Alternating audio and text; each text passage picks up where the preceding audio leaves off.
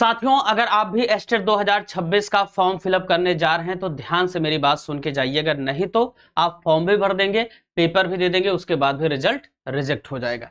आप सभी लोगों को मैं बता दूं कि इस बार आप सभी लोगों को अगर एस्टेट पास करना है तो फॉर्म फिलअप करते समय ध्यान देने योग्य कौन कौन सी बातें हैं, कौन कौन से ऐसे डॉक्यूमेंट हैं जिनमें आप लापरवाही करेंगे तो मामला गड़बड़ हो जाएगा। इनको हम तेजी से देख लेंगे। आपका फॉर्म जो होगा वो 3 स्टेप में भरा जाएगा। सबसे पहले पंजीकरण कराएंगे, रजिस्ट्रेशन, फिर फॉर्म का प्रोसेस, एप्लीकेशन भरेंगे, आईडी बनाएंगे और लॉगिन करेंगे और फिर भुगतान करेंगे, उसके बाद फॉर्म। अब यहां पर देखिएगा क्या क्या आपका डॉक्यूमेंटेशन चाहिए, कौन कौन से डॉक्यूमेंट होने चाहिए। सबसे पहली बात, हाई स्कूल 10th का और साथ ही साथ इंटर का प्रमाण पत्र व अंक पत्र ये होना चाहिए, इसके उनमें नंबर लगेंगे।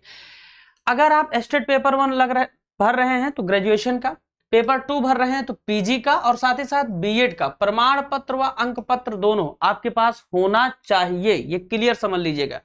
डोमिसाइल आपके पास होना चाहिए। अगर आप एससी एसटी या आरक्षण से संबंधित किसी कैटेगरी से संबंधित हैं तो आपके पास जाति प्रमाण पत्र होना चाहिए। आरक्षण का दावा करने वाली विवाहित महिलाओं का जाति, क्रीमी लेयर सहित प्रमाण पत्र उनके पिता के नाम एवं पते से निर्गत होना चाहिए। ध्यान में रखिएगा, पिता के नाम यहां पर लिखा है, शादी के बाद हस्बैंड नहीं, पिता के नाम से निर्गत होना चाहिए। फोटो का जरा तरीका देख लीजिएगा। यहां पर रंगीन, हॉल का, रिसेंट मतलब जल्दी का, सफेद व हल्का बैकग्राउंड वाला आपका फोटो चाहिए जिसमें चेहरा स्पष्ट और टोपी और इस तरीके काला चश्मा वगैरह न लगाए हों। हस्ताक्षर जो आप करेंगे साइज इतने के बीच में होना चाहिए। अंग्रेजी में हस्ताक्षर होना चाहिए, कैपिटल लेटर में नहीं होना चाहिए। जिस प्रकार से नॉर्मल आप साइन करते हैं उसी प्रकार से आपको सिग्नेचर करना है जैसे आप करते हो, ठीक है।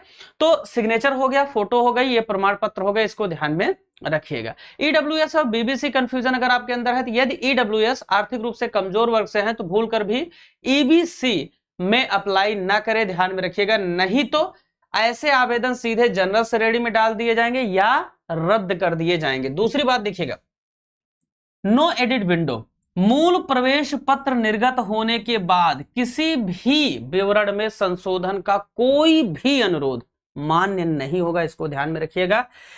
सबमिट करने से पहले अपना एप्लीकेशन रिव्यू कर लें एवं डाउनलोड करके उसको सेव करके अपने पास जरूर रखें, जिससे बाद में जब रिजल्ट देखने के लिए उसमें नंबर्स लगे, रोल नंबर लगे, कोई भी ऐसा डिमांड की जाए तो वो सब आपके एडमिट कार्ड में रहेगा। उसको जरूर से जरूर रखिए। आप सभी लोग एडमिट कार्ड डाउनलोड करते समय जो भी लगेगा, जो आपने फॉर्म भरा उसको सेव करके रख लीजिए।